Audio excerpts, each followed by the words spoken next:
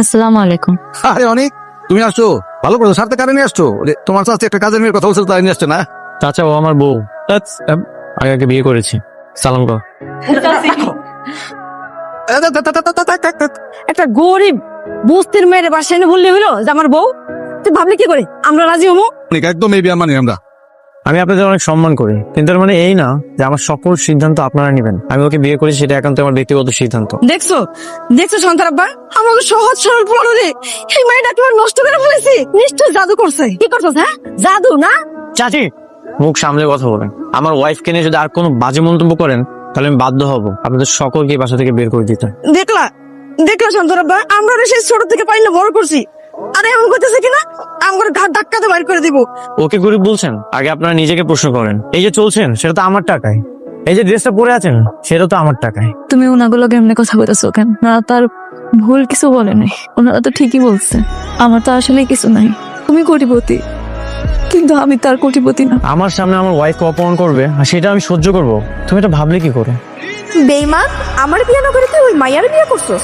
দাঁড়া, তোর একটা খবর করতেছি আমি। তুমি কোটিপতি দেখে আমি তোমার বিয়া করিনি। তুমি কিন্তু তোমার পরিচয়টা লুকিয়ে আমার বিয়াটা করছো। তুমি মাইনা নিলেও তোমার পরিবার মাইনা নিতেছে না। আমি কোনো ঝামেলা করতে চাই না। আমি বস্তির মাইয়া, আমার বস্তিতেই ভালো আছি। ওরে বাবা, নাটক, বিরাট নাটক সাজাই নিছে, বুঝছো না? মেঘলা, চাচা, আমি এতদিন আপনাকে বাবার মতো সম্মান করে আসছি, এটা আপনার কাছে আশা করিনি। মা, এটা কি হলো মা? তুমি না বলেছিলে অনেকের সাথে আমার বিয়ে হবে? আহা, তুই কোনো চিন্তা করিস না। যেমনি হোক ওই মাইয়ারে অনেকের লগে থেকে ডিভোর্স দিতে হইব, তারপর তোর লগে বিয়ে দিব। ম্যাডাম কোথায় যাবেন? খবরদার, আমার আপনারা ম্যাডাম ডাকবেন না। আমি আপনাকে ম্যাডাম না। মেঘলা, এই জন্যই না আমি বড় লোকে ঘৃণা করি। এরা মানুষের সম্মান করতে জানে না। আমরা গরিব হইতে পারি, কিন্তু আমগো কাছে আমগো আত্মসম্মান বোধ সবচেয়ে বেশি। আমি তো তোমার কোটিপতি দেখে বিয়া করি নাই, এই সাধারণ তুমি ডারে দেখে বিয়া করছিল। আমি তো কোটিপতি পরিচয় তোমাকে ভালোবাসি। তুমি যে সাধারণ আমিটাকে ভালোবেসেছো, আমি ঠিক সেভাবে সবসময় থাকতে চাই। তুমি সত্যি যদি এই সাধারণ আমিরা হয়ে থাকো, তাহলে তুমি আমার সাথে আমার বসিতে থাকো। আমার তো কোনো সমস্যা নেই। তুমি যে সাধারণ আমিটাকে ভালোবেসেছো, সেভাবে আমি সবসময় থাকতে চাই। এত বড় লোক একটা জামাই এরকম নোংরা একটা ঘরে থাকছে। আমাদের জামাইয়ের মনটা অনেক ভালো। অঙ্কার যদি থাকতো তাহলে তোর বস্তিতে এসে থাকতে পারতো না। বাবা, আমি আপনাদের সন্তানের মতো। ঠিক আগে যেমন আমাকে ভালোবাসতেন, এখন সেরকম ভাবে ভালোবাসবেন। বাবা, এই নতুন বিছানা কেন? তোমার শ্বশুর তোমার জন্য কিনে আনছে বাবা। আব্বা আম্মা এত আশা করে আনছে, রাখো না, সমস্যা কি? টিনের ঘরে বসিতে থাকতে তোমার অনেক কষ্ট হয়ে যাবো না? কি বলতেছো? আমি এখানে আগে থাকছি না? তখন তো আর আমি জানতাম না তুমি এত বড় লোক। তুমি বাবা মা আমাকে তো আলাদা আলাদা কেন করতেছো? কালকে আমার পছন্দের কিছু রান্না করবো, ঠিক আছে? শোনো না, আজকে না আমার একটা বান্ধবীর জন্মদিন, আমি কি জামু? অবশ্যই তুমি যাবে, এবং সবচেয়ে দামি গিফটটা নিয়ে যাবে। হয় আমার ক্লাসমেট, আমরা একলগে কলেজে পড়তাম, অত ঘনিষ্ঠ না। বর্তমান যুগে শো অফ করে মানুষ চলে, তুমি বরং সবচেয়ে দামি গিফটটা নিয়ে যাও। আচ্ছা, আমি অফিস থেকে কাউকে দিয়ে তোমার জন্য গিফট পাঠিয়ে দিচ্ছি। দেখ দেখ, তোর আরে বান্ধবী আসছে, কি খ্যাত শাড়ি পরে আসে, পার্টিতে গিয়ে শাড়ি পরে। আরে তুই আসছিস? আমি তো ভেবেছিলাম গিফট দেওয়ার ভয়ে আসবেই না। তোর জন্মদিন, তুই আমার দাওয়াত দিছস, আমি না এসে পারি ক আনছি। দেখি গিফট। দোস্ত, মই তো রাস্তা থেকে কোনো পুতুল টুতুল নিয়ে আসছি। আল্লাহ দোস্ত, এটা তো আসলেই ডায়মন্ডের মাইন্ড। আজকাল ফুটপাতে এইসব ডায়মন্ডের আংটি বিক্রি করে। আরে কি কস বোকা মাইয়া, ফুটপাত থেকে আনুম কেন? এটা ডায়মন্ডের আংটি, দাম 1 লাখ টাকা। খুললে দেখ। ধপাড়ার জায়গা পাতা তোর মতো ফকির নিয়ে আনলে 1 লাখ টাকার গিফট? নিশ্চয়ই ও চুরি করে আনছে। ও তো চুরি করে আনছে। তুই এখনই বের হয়ে যা। কি কইতাছিস তুই এগুলা? তুই এক্ষুনি এখান থেকে বের হবি। যা। হ্যালো, ওরা আমার অনেক অপমান করছে, আজে বাজে কথা কইছে, আমার কইছে আমি নাকি চোর। আর এত বড় সাহস যে তোমাকে চোর বলে? আমার বান্ধবীরা। এখন তুমি কোথায় আছো বলো? তো দেখ, ছেলেটা কত হ্যান্ডসাম, মনে হয় তোকে প্রপোজ করবে।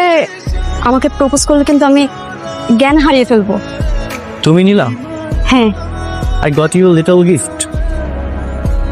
আপনি ওকে মারলেন? চুপ, ডোন্ট সে এনিথিং। তুমি আমার ওয়াইফকে অপমান করেছো? ও না, তুমি তো শুধু একা না, তোমরা সবাই মিলে আমার ওয়াইফকে অপমান করেছো। কে তোমার ওয়াইফ? এই ফকিনি তোমার ওয়াইফ? ও তো বস্তিতে থাকে।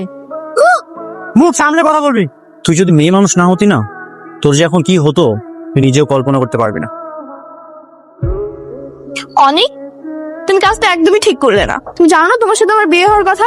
আশ্চর্য ব্যাপার, কে বলেছে আমি তোমাকে বিয়ে করতে চাই? মা বলেছে।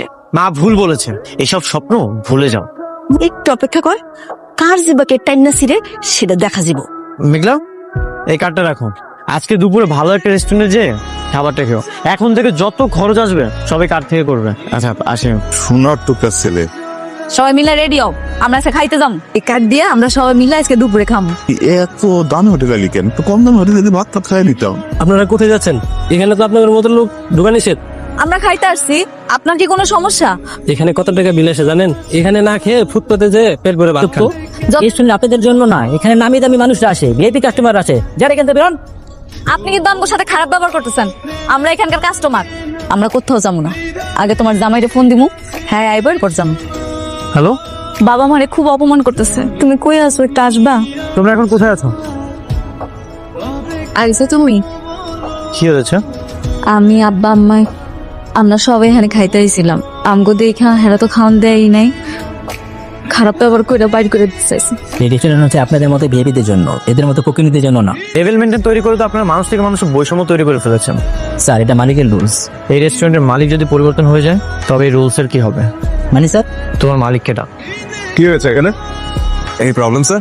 রেস্টুরেন্টের প্রাইস তো অলমোস্ট 30 লাখ, কিন্তু আমি তো সেল করবো না। ওনাকে 50 লক্ষ টাকা দিয়ে দাও। সত্যি করে কও তো, তুই কত টাকার মালিক? টাকার হিসাব জেনে তুমি কি করবে? 30 লাখ টাকা চাইছিল, তুমি 50 লাখ টাকা দিয়ে কিনা ফেলাইছো। যেই টাকাটা দিয়ে রেস্টুরেন্ট কিনেছি সেটা আমার 15 দিনের ইনকাম। তার মানে তো তোমার অনেক টাকা। হ্যালো, কি বলছিস? কিভাবে হয়েছে? আচ্ছা ঠিক আছে, আমি আসছি। কি হয়েছে? বিল্ডিং এর কাজ চলছিল, আমারই প্রজেক্ট।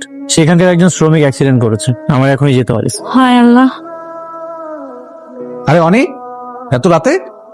না কোনো সমস্যা না, একটু লেট হয়ে গেছিল তো তাই ভাবলাম যে আমার বাসায় চলে আসে। তোমার বাসায় তুমি আসবা? ইয়ে, বৌমা ঠিক আছে? অনেক ভালো আছে। তোমাকে এক গ্লাস গরম দুধ দিয়ে। আচ্ছা ঠিক আছে, আমার রুমে পাঠিয়ে দিন। মেঘলাকেও তো জানানো হলো না। আচ্ছা সকালে ফোন দেবো। নাও ভাইয়া, দুধটা খেয়ে নাও। তুমি যাও, আমার একটু টায়ার্ড লাগছে তো ঘুমিয়ে যাই। বিছানায় উঠটা ওরে সরাইয়া ধরে শুয়ে থাক, আমি মোবাইল দিয়ে ভিডিও করবো। আমি তো দুধের গ্লাসের মধ্যে ঘুমে ওষুধ মিলাই দিচ্ছি।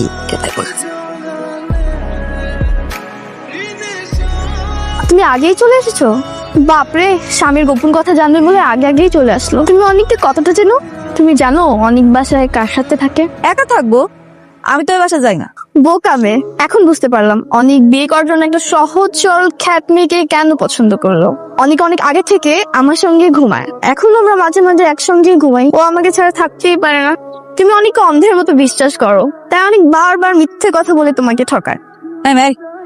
তোমার কাছে কি কোনো প্রমাণ আছে? তাই গতকাল যখন থেকেছিল আমার সাথে, তখন একটা ভিডিও করে রেখেছিলাম। এতটা দিন একটা বেঈমান প্রতারককে বিশ্বাস করলাম আমি।